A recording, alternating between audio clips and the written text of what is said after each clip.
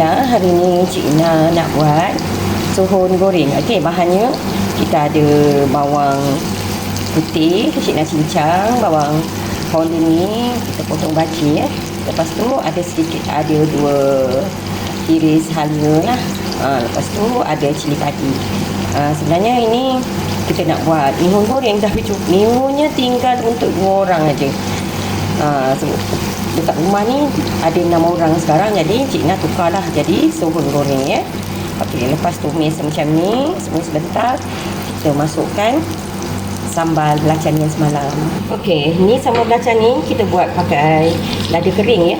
Cik Ina suka buat lada kering. Orang ni sebelah ayah tu dia suka buat sambal lada kering, sambal belacan. Jadi ada belacan, bawang merah, bawang kecil, bawang putih sedikit saja. Lepas tu kita blend.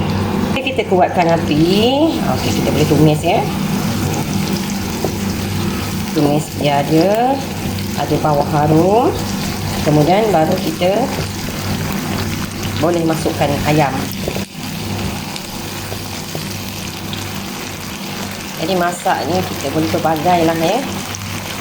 Jadi lagi kisah Cik Ina memang tak buat. Jadi sayanglah sambal tak habis. Kita boleh guna kan. Kita membazir, guna apa yang ada.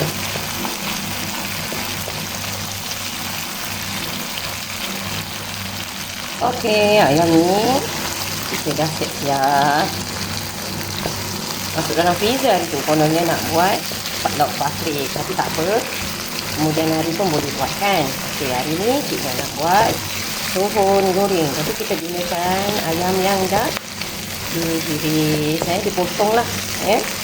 Biarkan dia masak sebentar sebab dia ni ada sedikit lagi sejuk. Kita biar sekejap lah ya, biar dia merenyuh sebentar. Ya, bahannya suhun ni Cik Ina dah rebus. Lepas tu kita masukkan dalam air sejuk ya, untuk matikan proses dia punya tu. Kalau tidak dia jadi macam bingit sangat. Okey, ini ada kacang panjang dengan kubis dan lubak merah. Jadi masa macam ada kelainan sedikit ya, kita letak kacang panjang ni. Ni ada sejarah dia. Arwah kawan Cik Ina tu Kak Yan, dia suka buat mihun, letak kacang panjang, lepas tu tabur dengan ikan bilis goreng. Sebabnya anak dia makan kacang panjang sahaja. Jadi Cik Ina pun masa tu anak pun baru 1, tengok macam-macam kan ibu-ibu ni nak pelbagaikan untuk makan-makan. Jadi varietikanlah apa yang ada di rumah, kita boleh buat, insya-Allah. Kita cuba je. Jadi dah macam sama goreng pun ada kan, dengan suhun, dengan kacang panjang ni. Jadi ni kita buat suhun goreng untuk dimakan buat sarapan. Ni kita biarkan tutup sebentar ya, biar ayam ni masak. Kita boleh letak ni ya, kicap lemak masin dengan kicap lemak manis ya. Hari ni Cik Ina nak letak sos char kway teow. Sayang tak habis, kita boleh guna. Hari ni Cik Ina letak sos char kway teow kita buat dia gelap sikit lah, ada warna.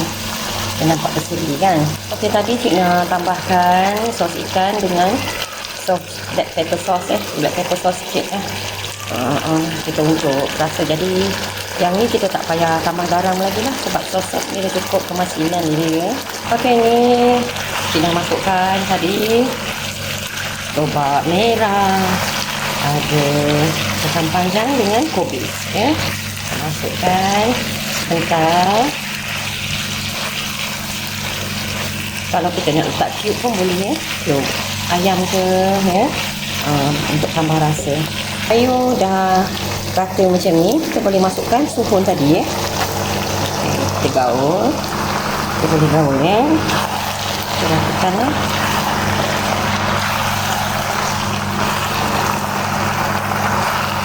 Pagi ni macam-macam riuh bunyi ya. Ada bunyi miau nak keluar.